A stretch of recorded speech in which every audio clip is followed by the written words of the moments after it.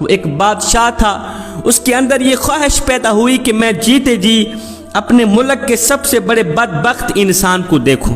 اس نے ایک عقل مند وزیر کو بلایا، کہا میرے اندر یہ خواہش پیدا ہوئی ہے کہ میں اپنے ملک کے سب سے بڑے بدبخت انسان کو دیکھنا چاہتا ہوں۔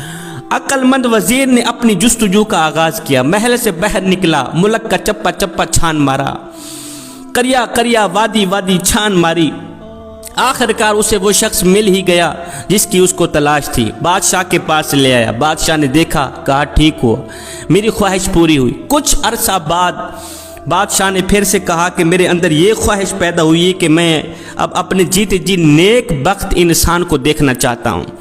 عقل مند وزیر محل سے باہر نکلا، اس نے پھر سے دوبارہ اپنی جستجو کا آغاز کیا، ملک کا چپا چپا چھان مارا، آخر کار اسے وہ شخص مل ہی گیا جس کی اس کو تلاش تھی۔ بادشاہ کے سامنے لے کر آیا، بادشاہ دیکھ کر حیران رہ گیا کہ یہ نیک بخت، یہ تو وہی بدبخت ہے جو کچھ عرصہ پہلے میرے سامنے لایا گیا تھا۔ بادشاہ نے وزیر سے پوچھا، وزیر میاں آخر ماجرا کیا ہے؟ اور بدبخت بھی وہی، نیک بخت بھی وہی، اور میری تو کچھ سمجھ میں نہیں آ رہا کہ بدبخت بھی وہی، نیک بخت بھی وہی، اور بدبخت نیک بختی میں کیسے تبدیل ہو گیا؟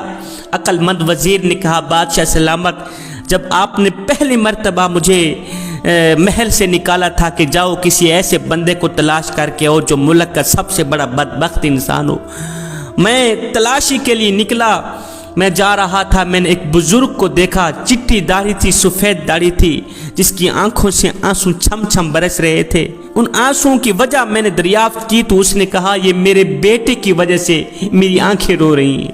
میں سمجھ گیا کہ وہ دنیا کا سب سے بڑا بدبخت انسان ہے جس کی وجہ سے بوڑھے ماں باپ کی آنکھیں روتی ہوں، اور جب آپ نے بھیجا کہ جاؤ دنیا کے سب سے بڑے نیک بخت انسان کو لے کر آؤ، تو میں نے اپنی جستجو کا ایک بار پھر سے آغاز کیا۔ میں جا رہا تھا، میں نے دیکھا وہی بابا چٹی داڑھی والا، سفید داڑھی والا، مصلی پہ بیٹھ کے رو رو کے دعا مانگ رہا تھا، مالک تو نے میرے بدبخت بیٹے کو ہدایت دی ہے، اب وہ نیک بخت ہو گیا ہے، اب متقی پرہیزگار بن گیا ہے، اب وہ میری بھی سنتا ہے، اپنی ماں کی بھی سنتا ہے، ہماری خدمت کرتا ہے، ہمارے منہ میں روٹی کا نوالا ڈالتا ہے۔ مالک میرے بیٹی کی عمر لمبی فرما، میرے بیٹی کی زندگی میں برکتیں عطا فرما، اس کی لمبی عمر کر دے۔ میں سمجھ گیا کہ وہ شخص دنیا کا سب سے بڑا نیک بخت انسان ہے جس کو ماں باپ دعائیں دیتے ہوں، جس کی لمبی عمر کے لیے